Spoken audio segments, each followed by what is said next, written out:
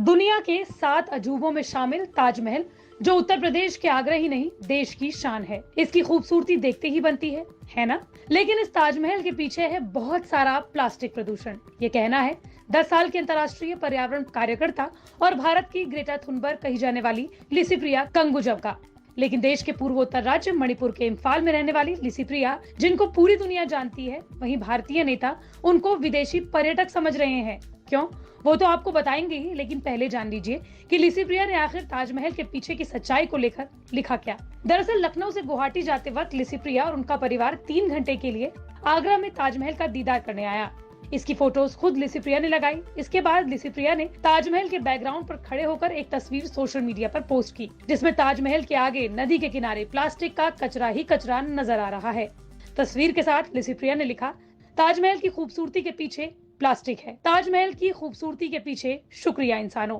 ताजमहल के दौरे पर आपने ये दृश्य देखा होगा। आप कह सकते हैं कि ये बहुत प्रदूषित है, लेकिन जब हर साल लाखों लोग इसके दीदार करने आते हैं, तो आपकी पॉलिथीन का एक बैग, प्लास्टिक की पानी की बोतल ने ये स्थिति पैदा की है। कुछ समय पहले ही आगरा के ताजमहल के आसपास के इलाकों को प्लास्टिक मुक्त घोषित किया था, लेकिन लिसिप्रिया की ट्वीट की कई फोटोज के बाद हकीकत कुछ और ही निकली। बताया जा रहा है कि ये फोटोज ताज के पीछे दशहरा घाट से ली गई हैं। वहां आज भी प्लास्टिक बिखरा हुआ है। प्रदूषण साफ देखा जा सकता है। ताजमहल के इलाके को पहले ही प्लास्टिक फ्री घोषित किया जा चुका है, लेकिन अभी भी जबरदस्त प्लास्टिक प्रदूषण आगरा के लिए चिंता का सबब बना हुआ है।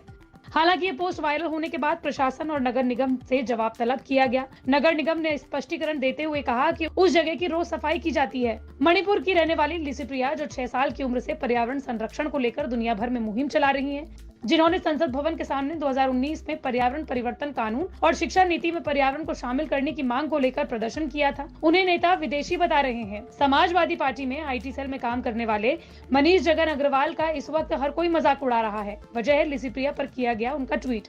यूपी सरकार को किसी भी तरीके से घेरने की कोशिश में मनीष ने अपना ही मजाक उड़वा लिया। लिसिप्रिया की तस्वीर शेयर करते हुए उन्होंने लिखा कि विदेशी पर्यटक भी बीजेपी शासित योगी सरकार को आईना दिखाने को मजबूर हैं। बीजेपी की सरकार में यमुना जी गंदगी से भरी पड़ी है। ताजमहल की खूबसूरती पर ये गंदगी एक बदनुमा दाग है। विदेशी पर्यटक द्वारा सरकार को आईना दिखाना बेहद शर्मनाक है।